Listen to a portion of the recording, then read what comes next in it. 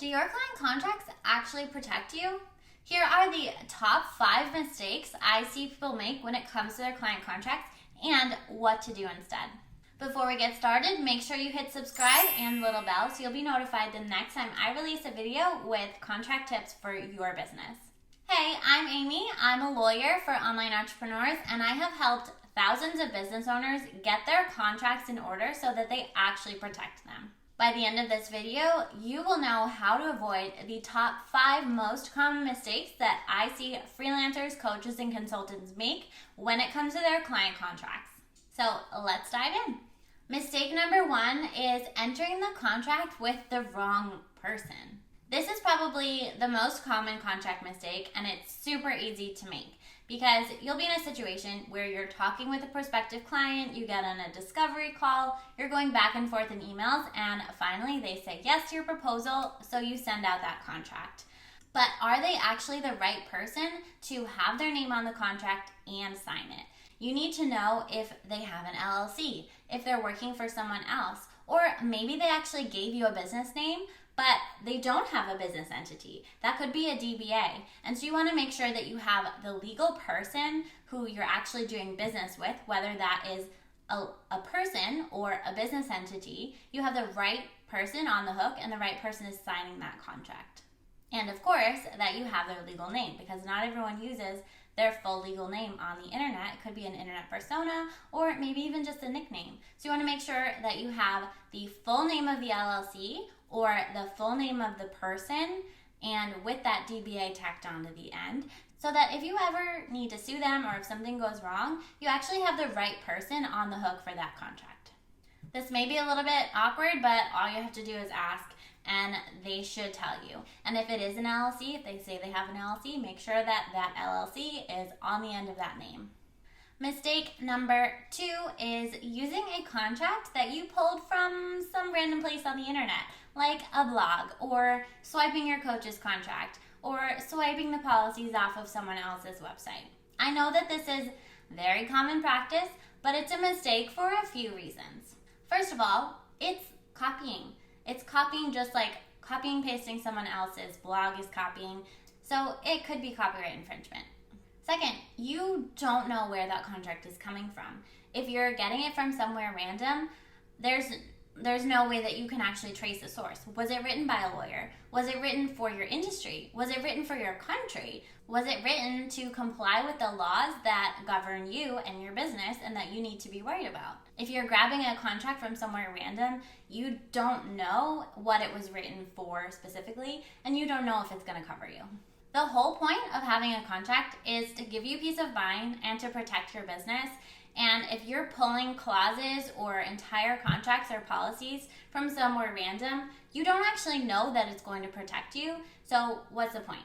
The third mistake that I see so often is not clearly defining the scope of work or the actual services provided in the contract. If you don't clearly outline exactly what you're going to provide for the client and what's not included, this is a recipe for unmet expectations, a disappointed client, scope creep, your profit margins will get eaten into, and basically everyone's going to be unhappy.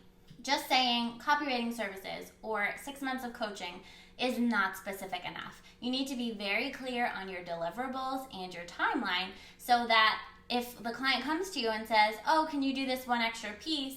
That falls under copywriting services, right? You can point to the contract and say, no, that specifically is called out as not included, or it doesn't fall under the 3 things that are specifically outlined here. I hope you're enjoying this video so far. If you are, make sure you hit the like button and drop a comment below. Have you made any of these mistakes? Do you have any other contract questions that you want me to address in another video? I'd love to hear from you. Drop it in the comments.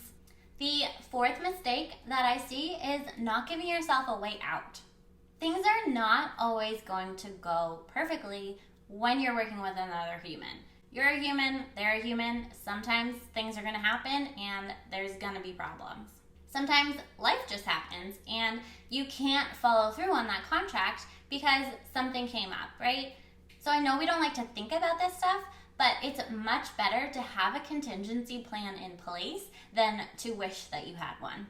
That means having a termination clause in your contract that says exactly what situations you're allowed to cancel or the client is allowed to cancel, what the consequences are for that if they have to pay a cancellation fee or you have to give a partial refund, and the steps to follow to make that cancellation happen. So that could be something like 30 days notice if you're on a retainer agreement or certain life circumstances happen.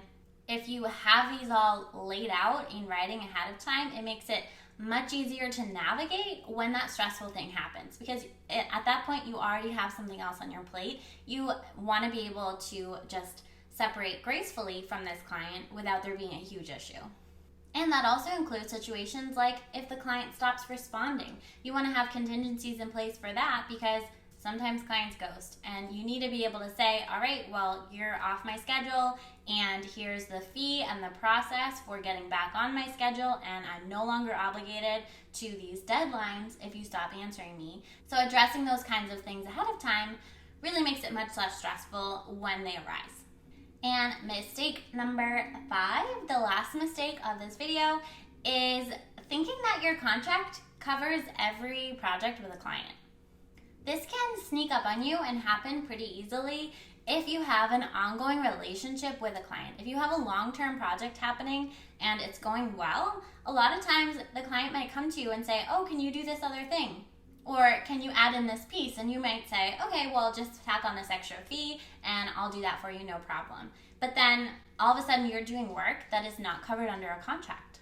If your contract does not allow for additional side projects or have a contingency in place for that says those extra pieces are covered, then you are doing work without a contract at all for that client. So just because you have an ongoing relationship obviously does not mean you shouldn't have a contract. You should always have a contract. And you want to look at it to make sure that if you're doing something else, if you're adding something on or taking on another project, you want to know that that other project is covered. And sometimes that might mean entering a whole new contract, even though it's the same client, and even though the contract probably looks very similar to your last one.